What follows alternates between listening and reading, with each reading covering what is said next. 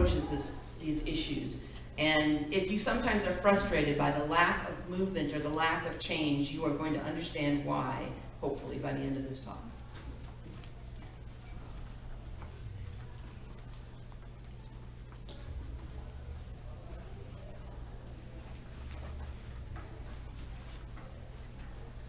So there are some statutes that we're working with here in the United States.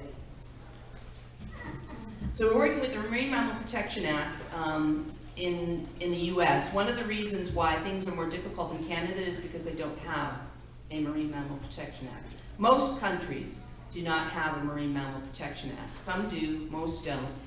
And the reason it's important, the reason why most countries should have Marine Mammal Protection Acts is because marine mammals, unlike terrestrial mammals, are just a lot harder to deal with.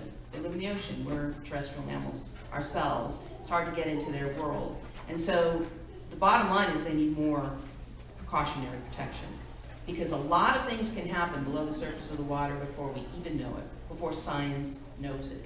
And so a lot of damage can be done before science can tell you, the policymakers, anybody, the media, that the damage has in fact been done. And so we need precautionary management of human behavior and the animals to protect them. And that's why a Marine Mammal Protection Act is necessary. And there's just too many countries that don't have them, but in fact the US does. And I hope you noticed that this was passed in 1972. Who was president then? Richard Nixon. Okay? We can be bipartisan about this. We don't have to always be blue and red. You know, there is some cooperation that's possible here. I just don't know where that went in this country, but you know, Richard Nixon was president when this law was passed. He was also president. He was also president when the Endangered Species Act. And OSHA and the EPA. There you go. Again, ESA. The National Environmental Policy Act is a statute that determines procedure, process. And again, you'd be surprised at how important that is. Half of the very successful lawsuits you may read about in the news are actually NEPA cases, not MMPA or ESA cases, or not solely MMPA or ESA cases. They are actually NEPA cases because the government didn't do it right.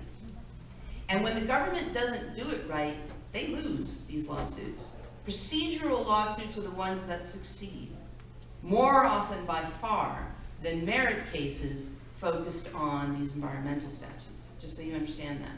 I also want to point out that the MMPA does not have a citizen suit provision. You have no automatic right to file suit under the MMPA because you see a violation of the law.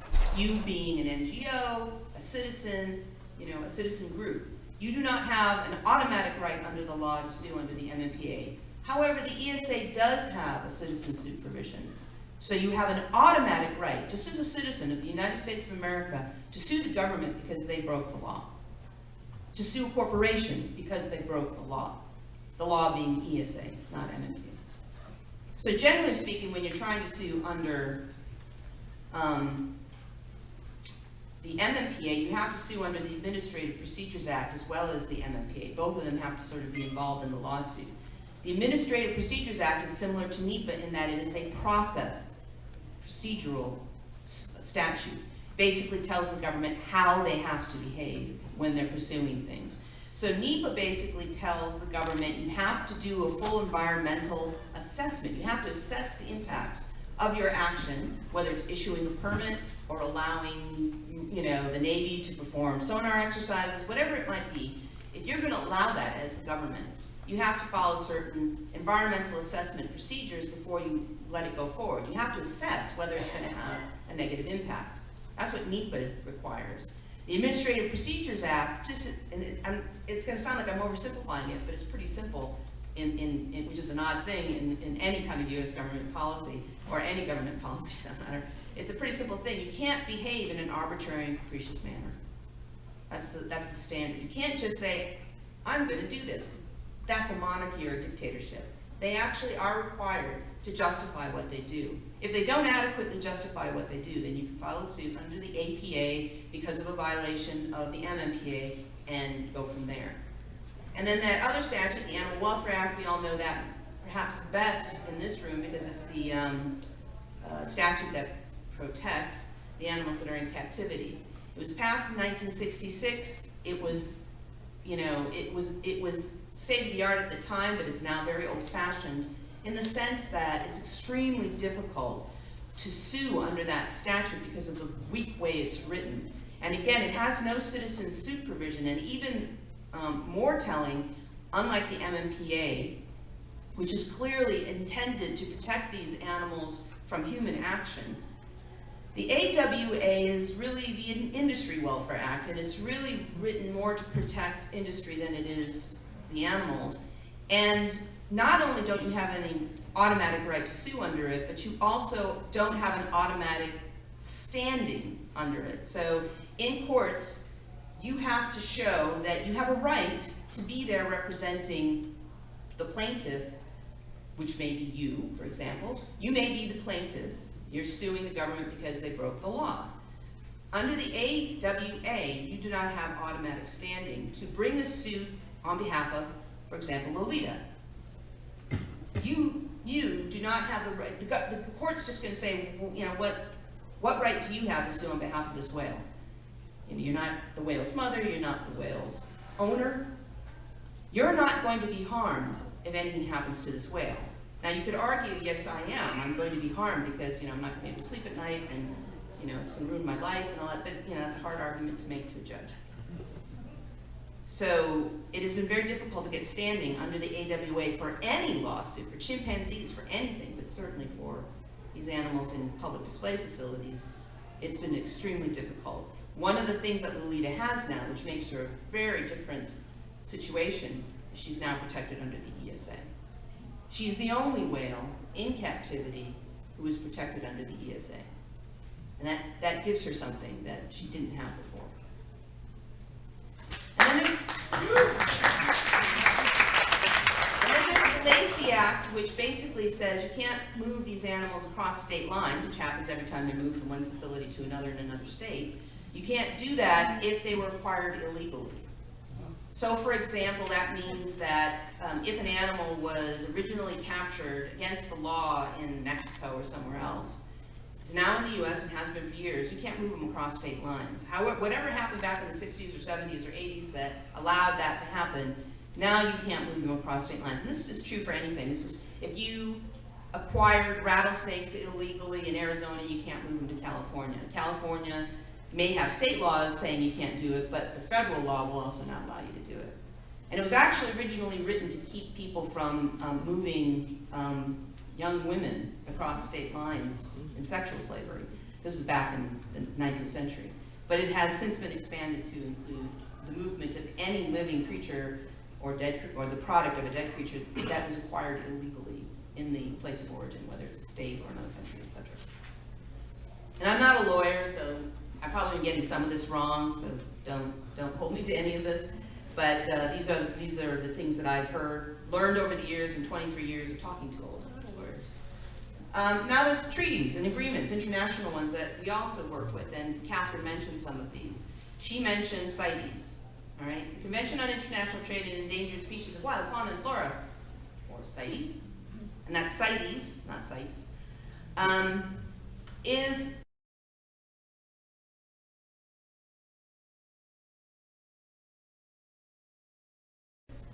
probably the biggest environmental treaty. It has over 180 countries, and there really aren't very many more than 200 countries in existence, so this is over 180 countries that are parties to it.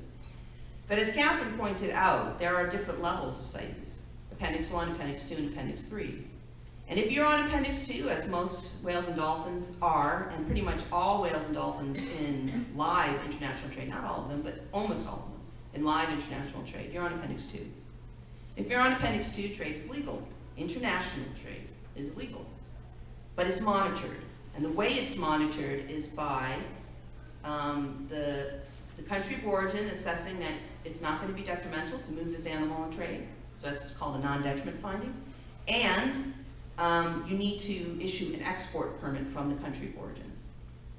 So you can monitor it. So it's in a system where you can keep track. You only need an import permit, again, as Catherine pointed out, if, one, you're on Appendix 1, then you need an import permit as well. Or if the country of receipt, in this case, say, coming from Russia to the United States, U.S. has the Marine Mammal Protection Act. We can have a domestic statute that requires stricter regulations than the treaty itself. You can't have weaker regulations than the treaty has set into place, but you can have stricter regulations. And the U.S. is one of those countries that does. So it's how we stop the import from Russia of those 18 belugas that were coming to Georgia Aquarium. Not by CITES. Russia hands out non-detriment findings like candy. They don't care.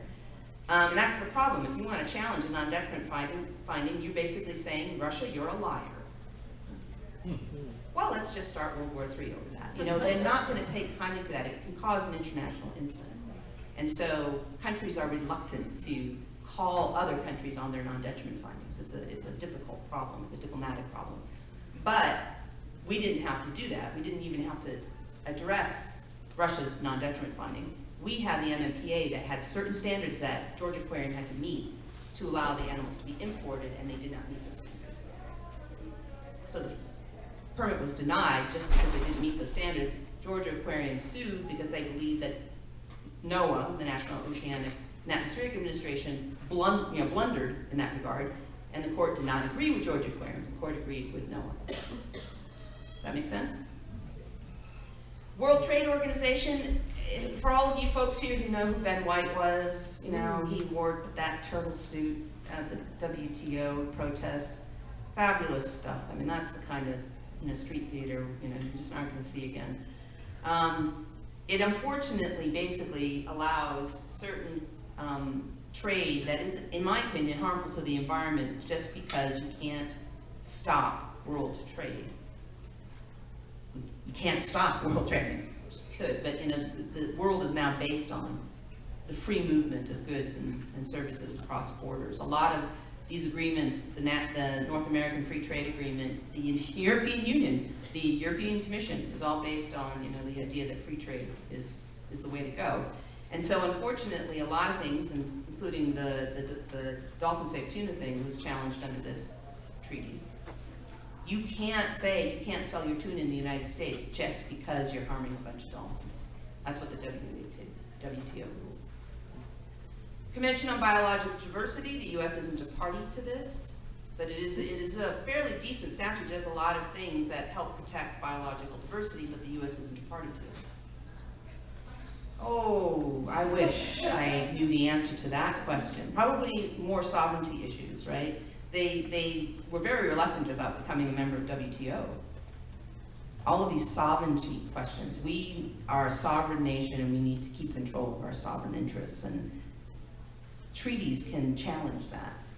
And the Convention on Biological Diversity, for some reason, reaches that level for the State Department. The Convention on Migratory Species, same thing. We're not a party to that in the U.S. And there are regional and bilateral agreements under some of these bigger treaties. Azkabans is CMS, regional agreement. Aquabams is a regional CMS agreement.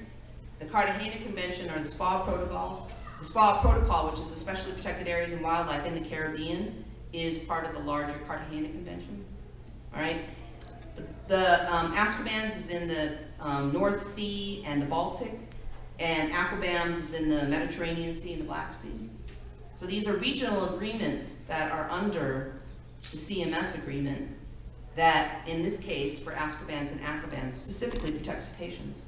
So in fact, in the European Union, they're doing a slightly better job, not a great job, but a slightly better job than we are in protecting certain areas of the world against sort of free trade or too much exploitation. In the United States, we have the U.S. Department of Commerce. This is where it gets really confusing, by the way, and it's all because of history. It's all because of precedents set years ago before you were born. You know, it makes no sense, so don't expect it to. The U.S. Department of Commerce has the National Marine Fisheries Service, also known as NOAA Fisheries. Are you getting why I call this alphabet soup? Yeah. NMFS is pronounced NIMS, like little water nymphs, you know, in your rivers and streams. So nymphs, also known as snow fisheries, is responsible for the MMPA. This is the agency that we're all writing to when we're protesting the import of 18 Russian flamingos, for example. They are responsible for administering the MMPA, the ESA when it comes to cetaceans and pinnipeds, the MMPA when it comes to cetaceans and pinnipeds, and CITES when it comes to cetaceans and pinnipeds, except for the walrus.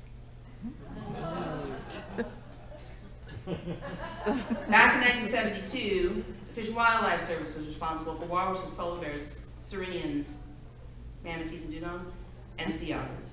And so when the MMPA and the ESA were passed, they just kept that jurisdiction, and NOAA got everything else. Makes no sense at all, and it doesn't make any sense to the agencies either. The U.S. Department of Interior, which is really where NOAA should be. The Department of Interior is the equivalent of the Department of, or Ministry of Environment in most other countries. It's the department that's responsible for the environment of the United States. So it would make more sense than the Commerce Department for the agency that's responsible for protecting these animals to be in the Department of Interior. They just aren't. It's not commonsensical. It makes no sense at all.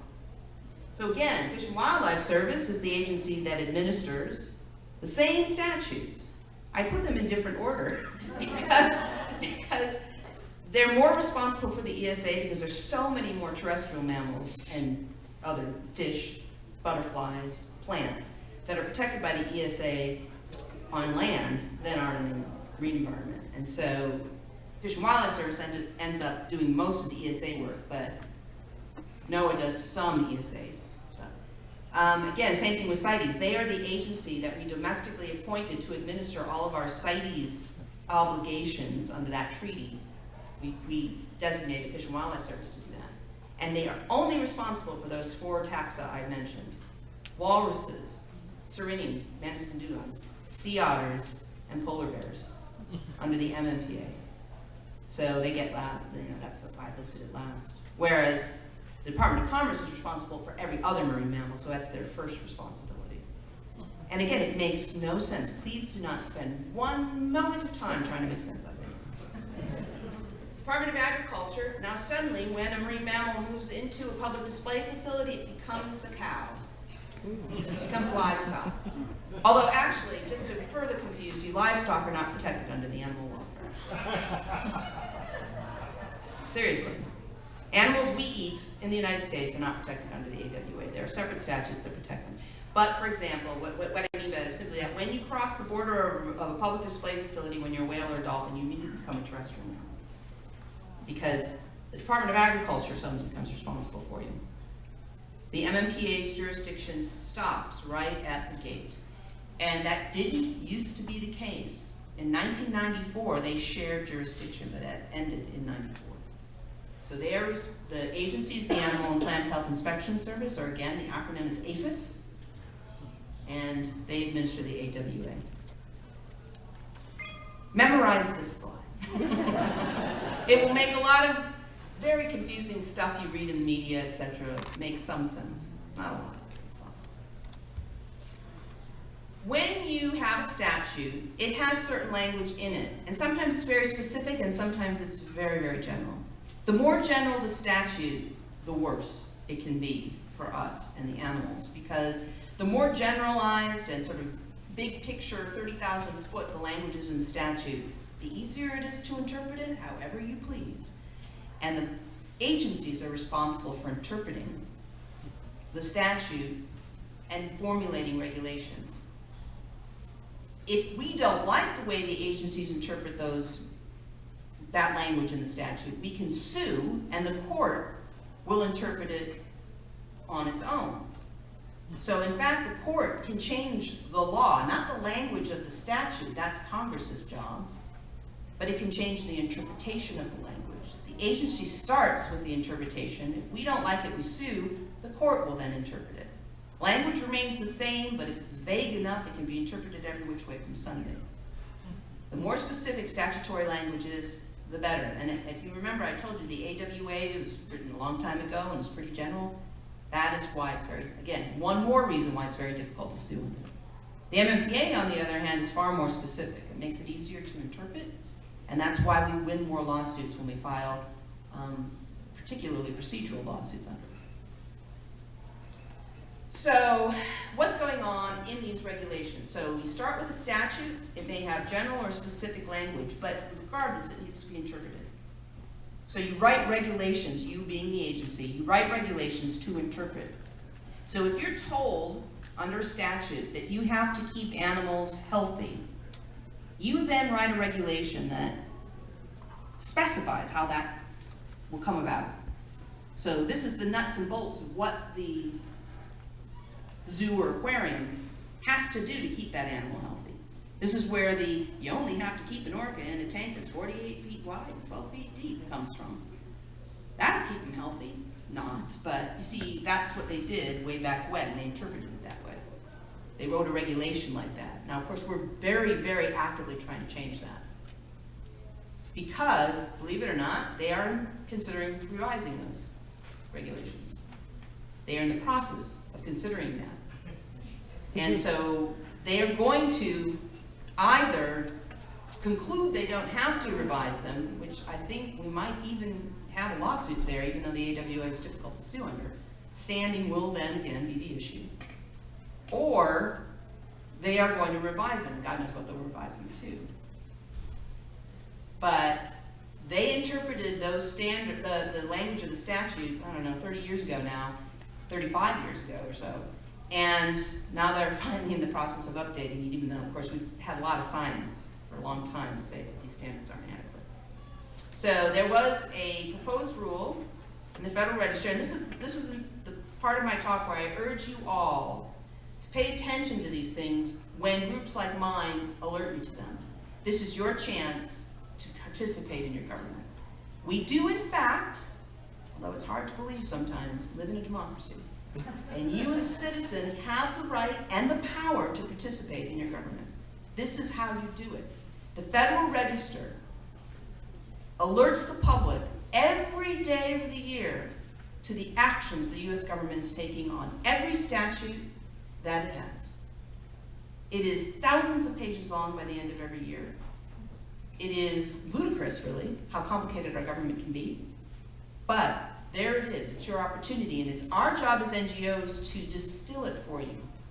And every time you get an action alert and we say write a letter, that's what we're doing. We're saying write a letter because the U.S. government just told us in the Federal Register they're about to do something stupid. Almost certainly something stupid. Every once in a while it's something good, like the decision to deny the permit to import the 18 belugas. That was a good decision. We like that one. It's very rare that we have a good day like that. We let you know that's what the government has decided to do. They have to propose it because you have the right to comment on it. It's a public process. Don't take that lightly. It can be taken away from you with a stroke of a pen. Congress decides to change the law. But right now, you have the right to comment on that. It's a public process. You get 30 days, 60 days, 90 days, depends. You comment, and then they have to take account of those comments.